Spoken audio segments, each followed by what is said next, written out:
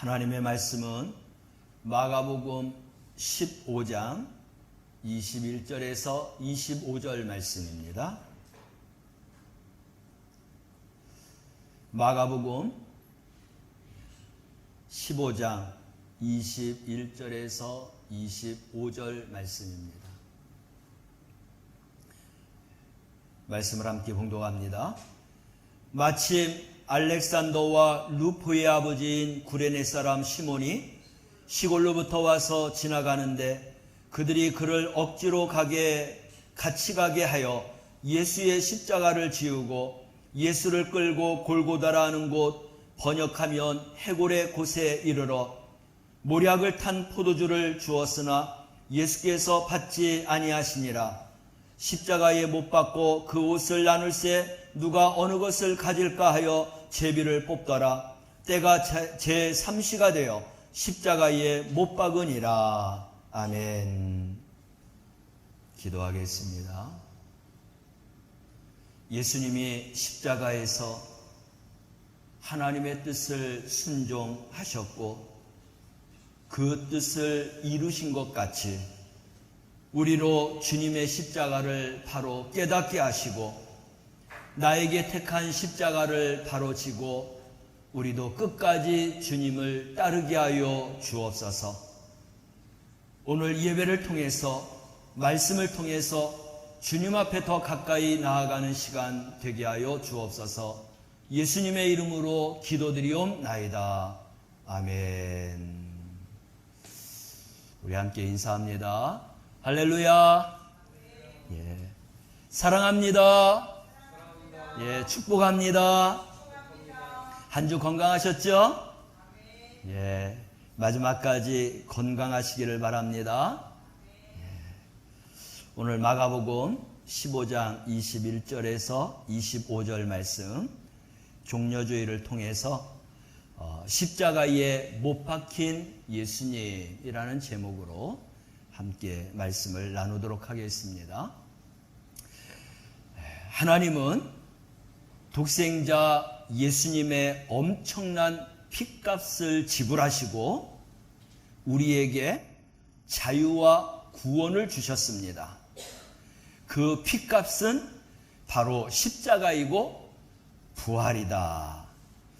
예수님께서 우리를 위해서 지신 이 십자가의 의미, 우리는 그것을 알아야 주님의 십자가의 은혜를 깨달을 수 있고 주님이 우리에게 택하여 주신 십자가를 지고 주님을 따라갈 수가 있습니다. 십자가의 의미의 가장 큰 것은 뭐냐? 고통이 있다는 것입니다. 예수님은 십자가를 앞두고 겟세마네 동산에서 기도하셨죠.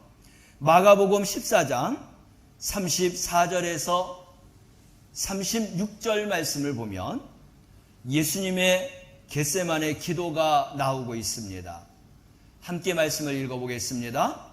말씀하시되 내 마음이 심히 고민하여 죽게 되었으니 너희는 여기 머물러 깨어 있으라 하시고 조금 나아가사 땅에 엎드려 될 수 있는 대로 이때가 자기에게서 지나가기를 구하여 이르시되 아빠 아버지여 아버지께서는 모든 것이 가능하오니 이 잔을 내게서 옮기시옵소서. 그러나 나의 원대로 마옵시고 아버지의 원대로 하옵소서 하시고 기도하신 것을 보면 예수님께 이 십자가가 얼마나 큰 괴로움인가 라는 것을 알 수 있습니다. 이 십자가형은 로마에서 시행되었는데 가장 잔인하고 무시무시한 형벌이다라고 표현을 합니다. 그리고 유대인들은 나무에 달린 자는 하나님께 저주받은 자라고 하는 그러한 말을 했습니다. 가장 치욕스러운 그런 죽음으로 여겼던 것입니다. 또 우리 예수님께서 우리를 위해서 지신 십자가의 의미는 사랑의 뜻을 담고 있습니다. 요한복음 3장 16절 말씀 함께 읽어볼까요? 하나님이 세상을 이처럼 사랑하사 독생자를 주셨으니 이는 그를 믿는 자마다 멸망하지 않고 영생을 얻게 하려 하심이라. 여러분이 예수님이 우리를 향한 사랑이 얼마만한 사랑이었냐라고 하는 것을 안다고 하면 그 예수님을 떠날 수가 없는 것이죠. 이런 짧은 시가 있는데 제목은 나는 예수님께 물었네 얼마나 나를 사랑하시는가. 이렇게 시작합니다. 나는 예수님께 물었네 얼마나 나를 사랑하시나요?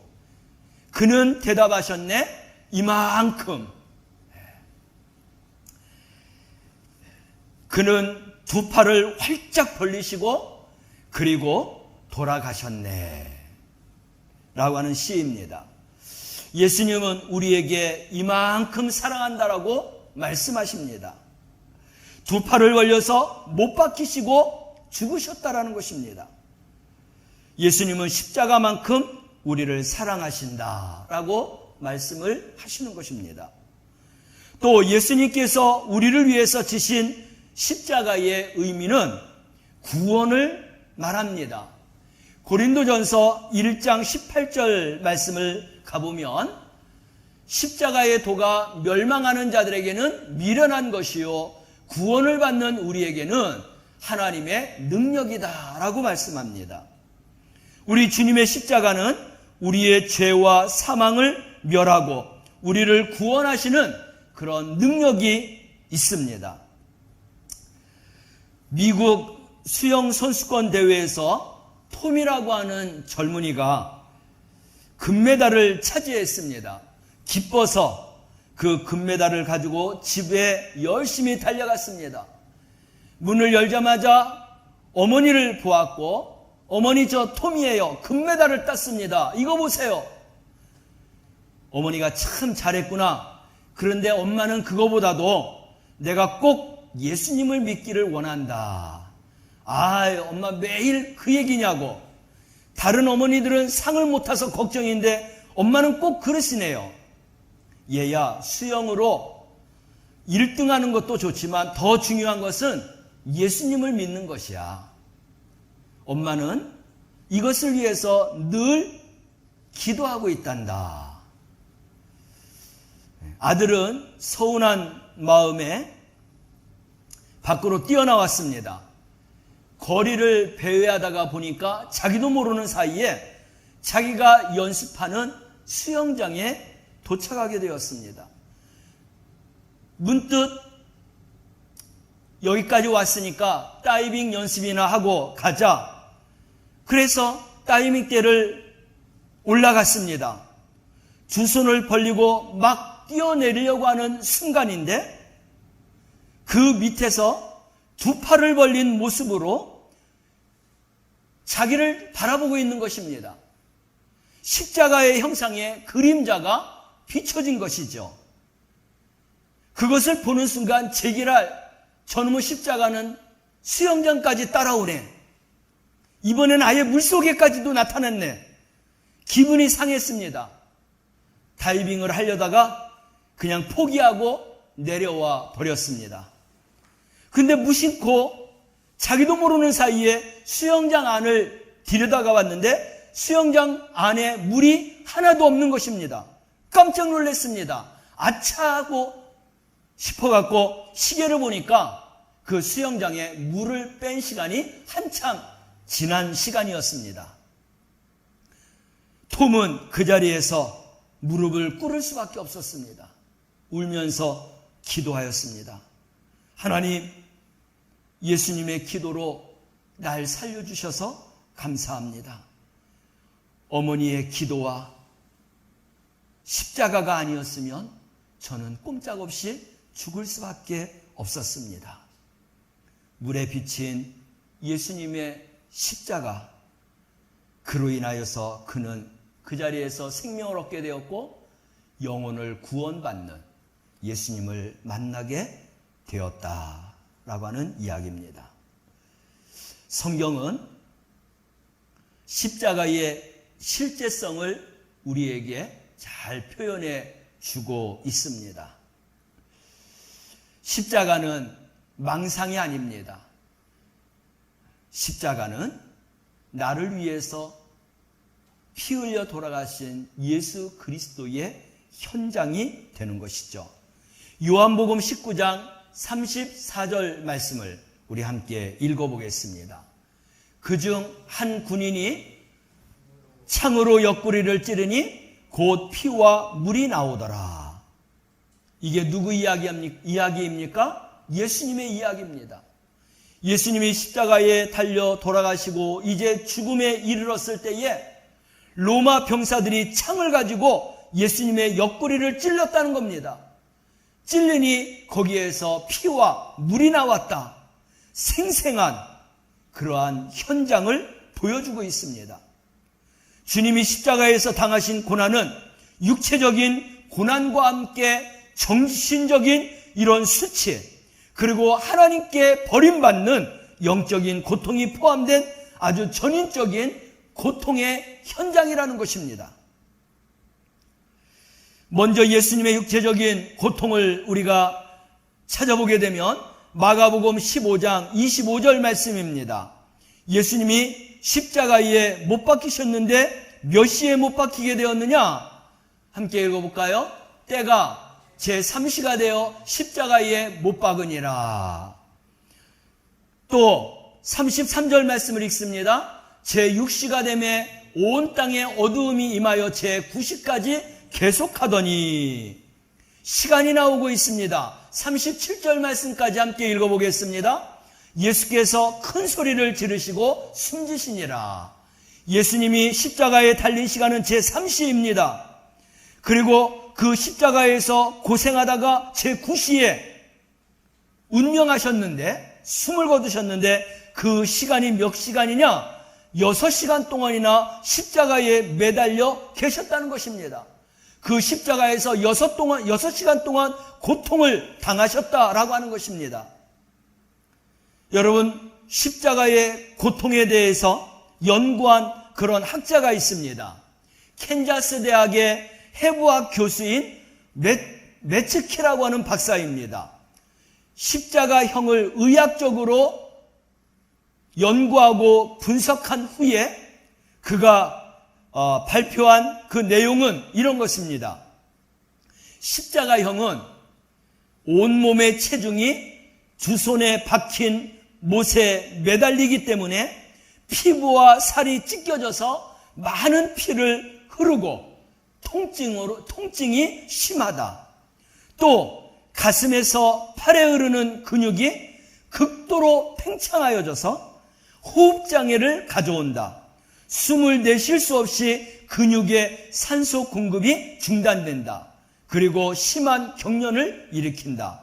이런 증세를 조금이라도 참으려고 죄수는 몸을 위로 치켜 올리려고 하는데, 이때마다 체중은 발등에 꽂힌 못에 의지함으로 그 고통은 더욱더 가중된다.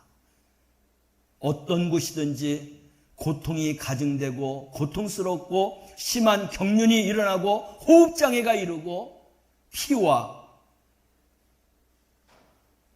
또 그러한 고통이 더욱더 가중된다라고 하는 것입니다. 십자가는 우리가 너무나 아름답게 장식을 하고 있습니다. 목걸이로 왕관으로 새길 만큼 이런 장식을 하는데, 십자가는 그런 장식물이 아닙니다. 극심한 고통 그 자체입니다. 바로 이런 극심한 고통을 주님이 당하셨습니다. 예수님께서 왜 이런 고통을 당하셔야 됐느냐? 그 이유가 무엇이냐 하는 겁니다. 선지자 이사야는 메시아의 순환의 이유에 대해서 이렇게 말하고 있습니다. 이사야 53장 5절과 6절 말씀을 함께 보겠습니다. 그가 찔림은 우리의 허물 때문이요 그가 상함은 우리의 죄악 때문이라. 그가 징계를 받음으로 우리가 평화를 누리고 그가 채찍에 맞음으로 우리가 나음을 받았도다. 우리는 다 양 같아서 그릇 행하여 각기 제 길로 갔거늘 여호와께서는 우리 모두의 죄악을 그에게 담당시키셨도다. 죄 없으신 예수님이 우리를 대신하여서 이런 형벌을 당함으로 우리의 죄를 용서해 주셨다는 것입니다. 우리 육체의 고난까지도 대신하시기 위해서 채찍에 맞으셨다는 것입니다. 또 예수님이 당하신 육체적인 고난보다도 더 견디기 어려운 고통이 있는데 그것은 바로 모욕입니다. 수치입니다. 정신적인 고통입니다. 예수님은 빌라도와 지나가는 무리들, 그리고 대제사장, 서기관들, 더 나아가서 함께 십자가에 못 박힌 강도들에 의해서도 모욕과 조롱을 당하셨습니다. 먼저 빌라도가 예수님을 모욕한 것을 보겠는데 27절 말씀을 함께 읽어봅니다. 강도 둘이 예수와 함께 십자가에 못 박혔으니 하나는 그의 우편에 하나는 좌편에 있더라. 간혹 억울하게 도둑으로 몰려서 그 분함을 이기지 못해서 스스로 목숨을 끊는 일도 있습니다. 그런데 아무 죄가 없으신 예수님을 강도 취급해서 함께 십자가에 못 박은 것은 바로 인격 살인이라고 말할 수 있습니다. 빌라도는 예수님을 인격적으로 살인한 것이다 라고 볼 수 있겠습니다. 또 지나가던 사람들도 예수님을 조롱했습니다. 29절과 30절 말씀을 함께 읽어보겠습니다. 지나가는 자들은 자기 머리를 흔들며 예수를 모욕하여 이르되 아하 성전을 헐고 사흘에 짓는 자여 내가 너를 구원하여 십자가에서 내려오라 하고 길을 가던 구경꾼까지도 예수님을 모욕했다는 것입니다. 그리고 또 대제사장 그리고 서기관들도 예수님을 조롱하였습니다. 마가복음 15장 31절과 32절 말씀을 우리 함께 읽어보겠습니다. 그와 같이 대제사장들도 서기관들과 함께 희롱하여 서로 말하되 그가 물론 구원하였으되 자기는 구원할 수 없도다. 이스라엘의 왕 그리스도가 지금 십자가에서 내려와 우리가 보고 믿게 할지어다 하며 함께 십자가에 못 박힌 자들도 예수를 욕하더라. 예수님을 죽이기로 계획을 했고 불법으로 체포했고 거짓 증거로 또 치고 백성들을 선동하여서 사형 선고를 내리도록 유도했던 대제사장과 서기관들이 끝까지 예수님을 저주하고 있는 말씀입니다. 자기들 계획이 성공적으로 완료되어가는 이런 상황에 승리감에 도취되어서 마음껏 예수님을 조롱하는 모습이라고 하겠습니다. 그들은 예수님께 십자가에서 내려오면 믿겠다라고 조롱합니다. 예수님을 이런 갖은 조소를 다 들으시고 변명하는 한마디도 없이 누명을 쓰고 약한 자가 되어서 십자가에서 돌아가셨습니다. 그런가 하면 심지어 함께 십자가에 달린 강도들까지도 예수님을 조롱하였습니다. 32절 말씀을 함께 볼까요? 32절. 이는 말씀이 안 적혀 있네요. 함께 십자가에 못 박힌 자들도 예수를 욕하더라. 이처럼 예수님은 빌라도와 대제사장 그리고 서기관 그리고 길 가는 사람들 십자가에 달린 자들로부터 철저하게 조롱과 희롱을 당하셨습니다. 또 주님은 군병들과 제사장, 서기관과 강도들로부터도 모욕과 조롱을 당하시면서 십자가에서 뛰어내리라고 하는 요구를 받으시기까지도 했습니다. 그럴 때 우리 예수님께서는 저들을 바라보면서 아버지여 저들을 용서하여 주옵소서라고 기도를 드렸습니다. 자기들이 하는 것을 알지 못함이니이다 라고 하셨습니다. 예수님이 당하신 가장 큰 고통은 무엇보다도 하나님께서 버림받았다라고 하는 영적인 고통일 것입니다. 예수님은 언제나 하나님과 교제를 하셨고 한시도 그 교제가 끊어진 적이 없습니다. 하나님을 아버지라고까지 불렀습니다. 그래서 세례를 받으실 때 또 변화산에서 하나님께로부터 이러한 음성을 들었습니다. 마태복음 3장 17절 말씀이죠. 이는 내 사랑하는 아들이요 내 기뻐하는 자라 하시니라. 하나님께서 얼마나 예수님을 사랑했는가 하는 것을 알 수가 있습니다. 이렇게 사랑한 예수님을 십자가에서 하나님께서 과감하게 버리셨다라는 것입니다. 버림받은 우리 예수님은 영적인 고통이 더욱더 컸던 것입니다. 그런 예수님이 우리 죄를 지고 십자가에 달리셨을 때 인간이 받아야 할 저주로 인해서 아버지께 버림받아야 했다라는 것입니다. 그래서 십자가에서 나의 하나님 어찌하여 나를 버리셨나이까? 라고 그렇게 외칠 수밖에 없었던 것입니다. 마가복음 15장 34절 말씀을 보면 나의 하나님 어찌하여 나를 버리셨나이까? 절규하는 그런 주님의 음성을 우리가 들을 수 있습니다. 구약성경 레위기 16장에 가보면 아사셀 염소에 대한 규례가 나오고 있습니다. 1년에 한 번 대속죄일에 제비 뽑힌 2마리의 염소를 가지고 대제사장이 한 마리는 이스라엘의 모든 백성들의 죄를 위해서 속죄 제물로 하나님 앞에 드립니다. 또 한 마리는 염소의 머리에다가 손을 얹습니다. 그리고 기도합니다. 오 주여, 주의 백성 이스라엘 집이 잘못을 범하고 배반함으로 당신의 전에 죄를 지었나이다.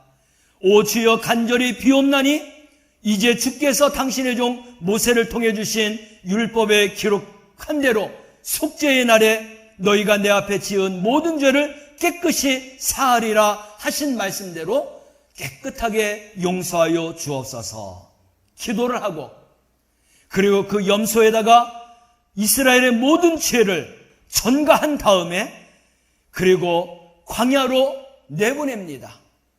광야로 나가서 헤매이다가 짐승의 밥이 되든지 죽든지 함으로 모든 죄를 죽든지 함으로 인하여서 모든 죄를 사함받게 하는 그러한 기도를 드리고 그리고 용서를 빕니다.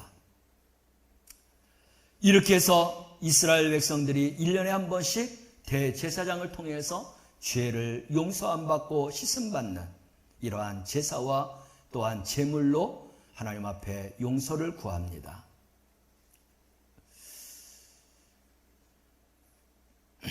27절 말씀을 보면 강도 둘이 예수와 함께 십자가에 못 박히니 하나는 그의 우편에 하나는 좌편에 있더라. 골고다에 3개의 십자가가 세워졌습니다. 중앙엔 주님의 십자가이고 좌편에는 강도가, 우편에는 구원받는 강도의 십자가라고 말할 수 있습니다. 이 십자가는 결코 최후의 심판을 예견하는 것이고 인류는 예외 없이 그리스도 앞에서 좌편이든 우편이든 어느 한쪽을 선택할 수밖에 없는 것입니다. 주님은 말씀하십니다. 마태복음 16장 24절 말씀이죠. 누구든지 나를 따라오려거든 자기를 부인하고 자기 십자가를 지고 나를 따를 것이니라고 말씀하십니다. 우리는 십자가를 지고 주님을 따르기 위해서 어떻게 해야 할까? 먼저 주님의 십자가의 의미를 잘 알아야 하겠습니다. 그리고 그 은혜에 대한 감격을 가지고 십자가를 따라가야 하겠습니다. 그리스도인들은 십자가의 의미를 깨닫고 믿고 따르는 자들입니다.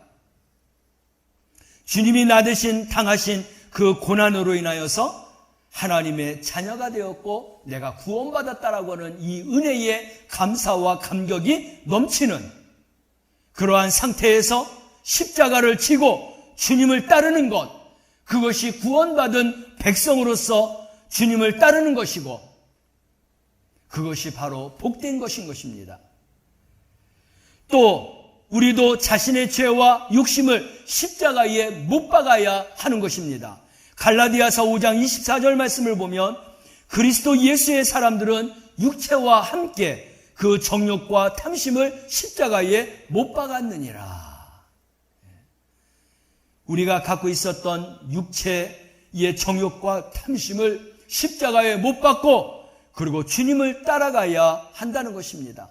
사람마다 그 마음에 인간적인 정열이 있습니다. 그 정열이 죽지 않고 주님을 따라갈 수는 없는 것입니다. 그 정열은 우리는 탐심이라고 말할 수 있는데 이 탐심은 물질에 대한 욕심, 일에 대한 욕심, 또 주의에 대한 욕심, 명예에 대한 욕심, 이러한 정열과 이러한 탐심의 욕심들을 다 십자가 앞에 못 박고 그리고 주님을 따르는 자들이 되어야 하는 것입니다.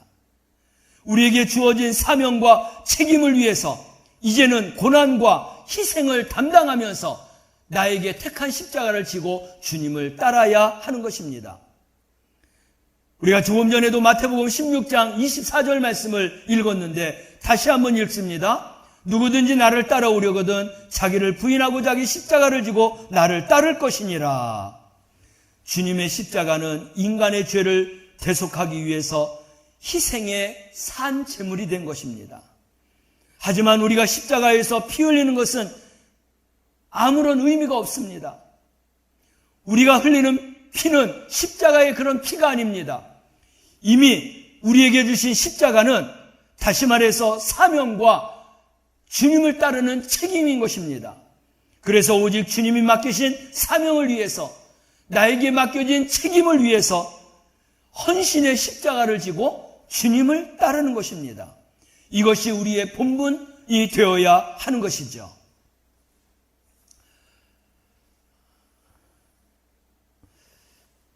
토플이라고 하는 그러한 선교사가 있습니다.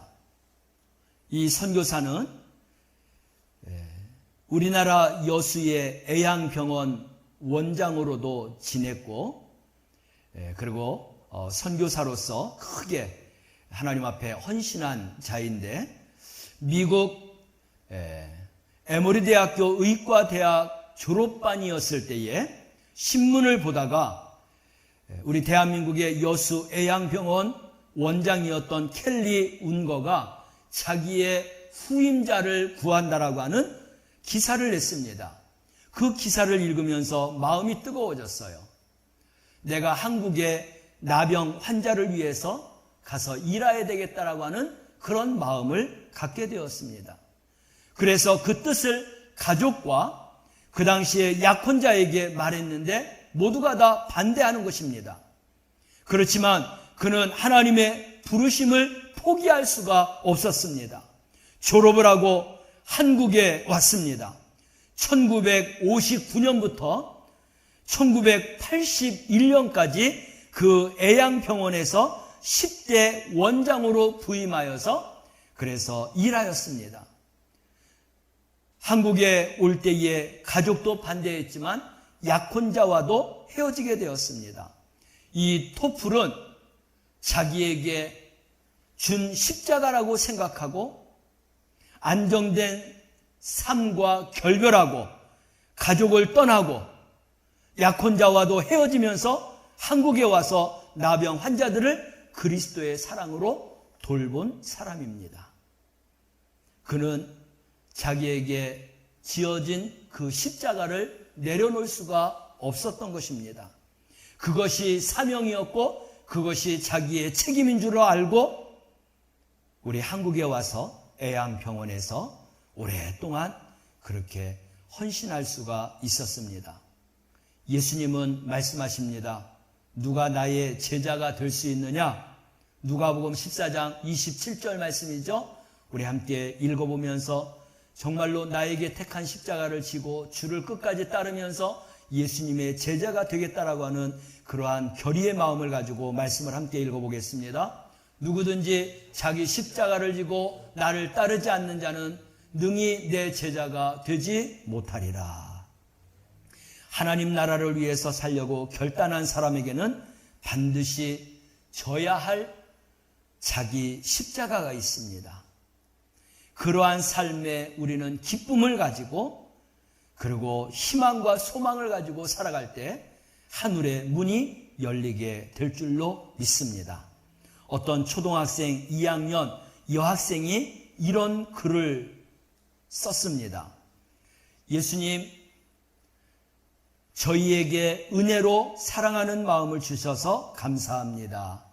하지만 우리를 위해서 또 나를 위해서 십자가에 못 박히신 것 죄송해요. 정말 죄송해요. 예수님, 다음에는 제가 대신 죽을게요. 예수님이 자기를 위해서 십자가에서 죽으신 그 희생과 헌신을 이 어린아이는 깨달을 수 있었고 인격적으로 그 예수님을 만날 수 있었던 것 같습니다. 그러기에 자기도 십자가에서 죽기를 소망하면서 이러한 시를 썼다라고 봅니다. 사순절 고난주간을 맞이하면서 주님 앞에서 우리의 믿음의 고백이 이런 고백이 될 수 있기를 바랍니다. 기꺼이 나에게 택한 십자가를 지고 주님을 끝까지 따르겠습니다 라고 하는 고백이 우리 성도들의 고백이 될 수 있기를 주님의 이름으로 축원합니다. 기도하겠습니다. 사랑하시는 하나님, 사순절기를 보내면서 주님의 고난에 함께 동참하는 마음을 가지고 기도하고 꿋꿋하게 걸어오게 하심을 감사합니다. 이제 종려주의를 통해서 고난주간을 맞이하는데 주님이 십자가를 지신 주간입니다.